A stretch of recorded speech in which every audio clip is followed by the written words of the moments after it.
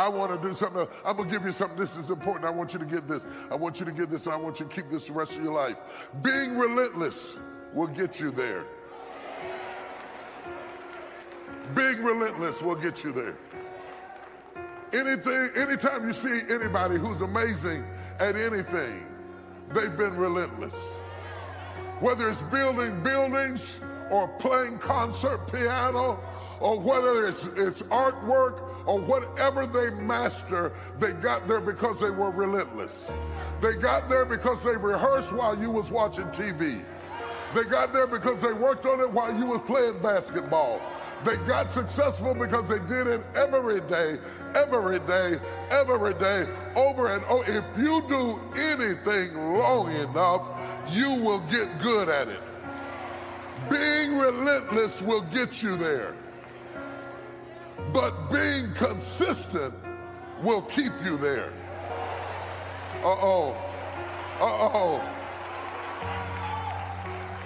Being relentless will get you there, but being consistent will keep you there. A lot of people are relentless enough to get there, but they're not consistent enough to stay there. I got one more point for you. Being grateful will increase what's there. So we want to go back. We're going to do a review right quick. I want you to get this in your spirit. Being relentless will do what? Being consistent will do what? But being grateful will increase what's there. When you are grateful for what you have been relentless and consistent about, you will get more of what you're grateful for. When you are grateful and don't take it for granted, you will get more of what you were asking for. When I talk to you about learning from losses are interchangeable terms. It's almost a play on word, because my losses are my learnings. My losses are my learnings. I don't learn from winning. I learn from losing. When I lose, that's when I learn. If you told a baby to walk but not to fall, the baby would never walk, because it is the falling that teaches the baby how to walk. I found myself asking questions that I'd never asked myself. Where is God? Why aren't you moving like you moved in the Bible? Move for me like you moved for Moses and Joshua and Jacob and Israel. Move for me. And I had to seek him. And that's a good thing. I had to search for him. I had to search my heart to understand what level of faith do you have. You don't need to search your heart when everything's going right.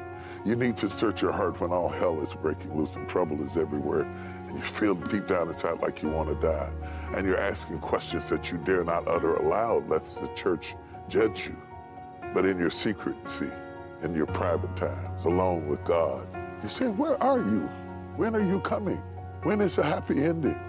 And I didn't understand that tribulation is a part of training, that crushing and suffering is a part of how God develops us to become what he wants us to be. I didn't understand how to recognize him in trouble, but I kept preaching, and I kept serving, and I kept going on. And I didn't realize that I was earning my stripes by my battles. You don't get stripes as a soldier if you don't get in a fight. They don't give them to you for longevity or how many years or seniority. They give you the stripes because of the battles you've endured and the things you've been through and the crushing you've gone through. And you find yourself in an emotional quicksand and you wonder if you can get out. Will this be the big one that takes me out? Will this be the big one that brings me down to my knees? Will I be able to stand it emotionally, mentally, spiritually? Do I really have what it takes? Or have I been selling wolf tickets, we would say, wolfing, talking at the big gate, saying all this wonderful stuff, and then when it comes down to trial, does it really work in your own life? Not understanding that God is with you in the pain and in the suffering and in the trauma, in the childhood trauma, When the medical report comes back bad and the business comes back bad and you lose a loved one or you go through a painful moment in your life, that does not mean that God has abandoned you. We can sometimes feel aimless and lost and confused and uncertain and still love God. We can feel like God has abandoned us. It's okay. Even Jesus cried out on the cross, Eli, Eli, lama sabachthani.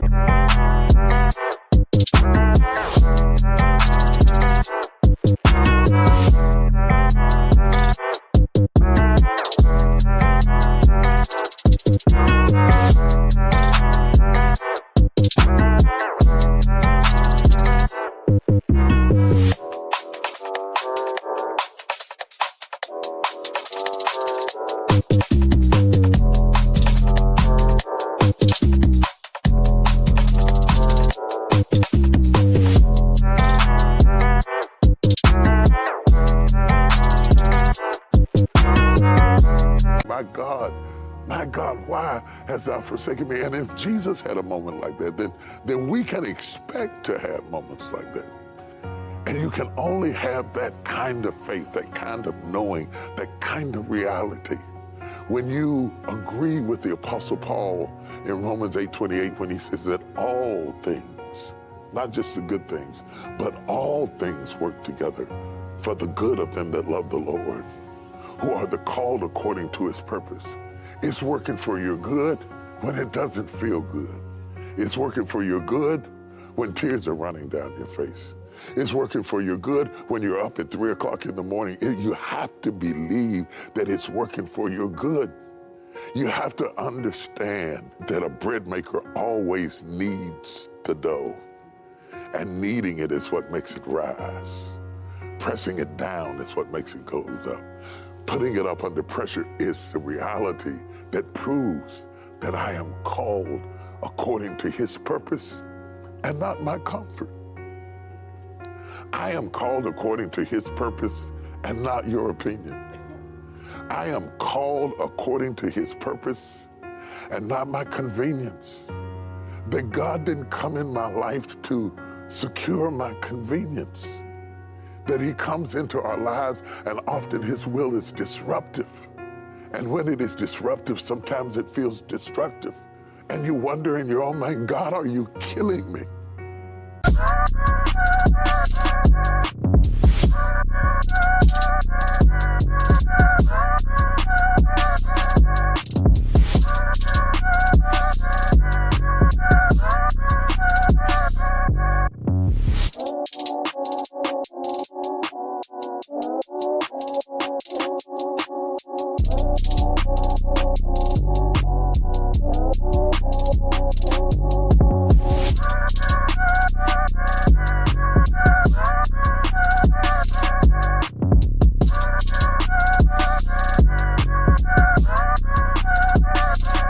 When in fact, God is preparing you for something bigger than yourself and greater than yourself and stronger than yourself. And it may be years before your questions are answered and you begin to understand why you had to go through what you had to go through to get to where you had to get. And in the meantime, that's where faith operates. Faith stands in the gap between you understanding and you experiencing. You hold on with all of your might and you believe him in the storm and the hurricane and the tsunamis of life. And some on boards and some on broken pieces made it safely to the other side. The ship doesn't have to stay intact for you to arrive alive. Most of the time when we're facing a difficulty, we're praying, God, get me out of this challenge. Get me out of this trouble at work. Get me out of this financial setback. Get me out of this sickness. And there's nothing wrong with that, but before you get out,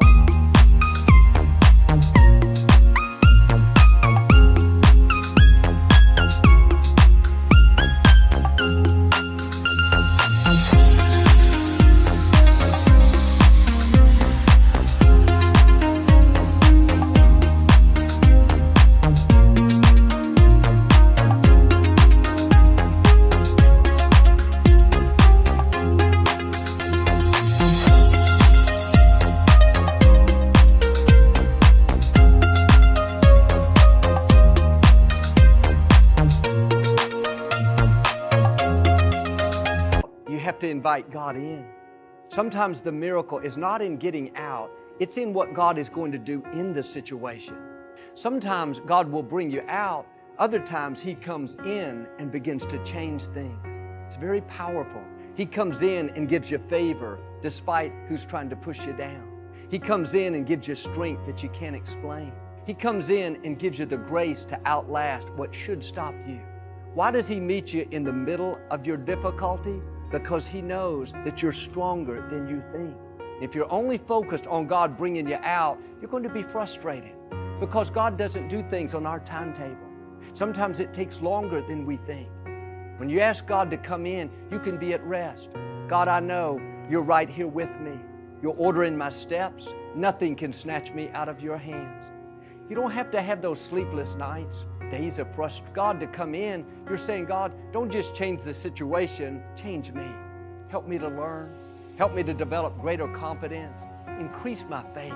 Let my character come up higher. Then I would give you just one more principle. Think about this. What we learn in the darkness, we're to share in the light. What we learn in the darkness, we're to share in the light.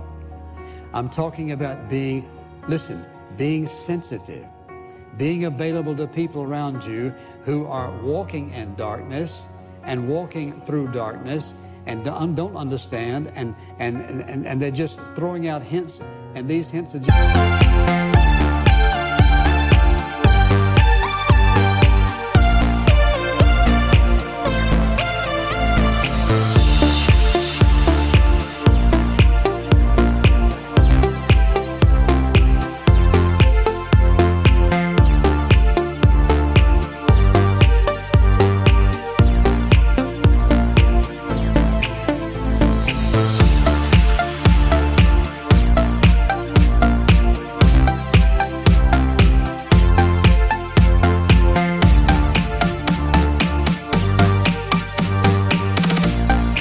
saying, I need help, somebody help me.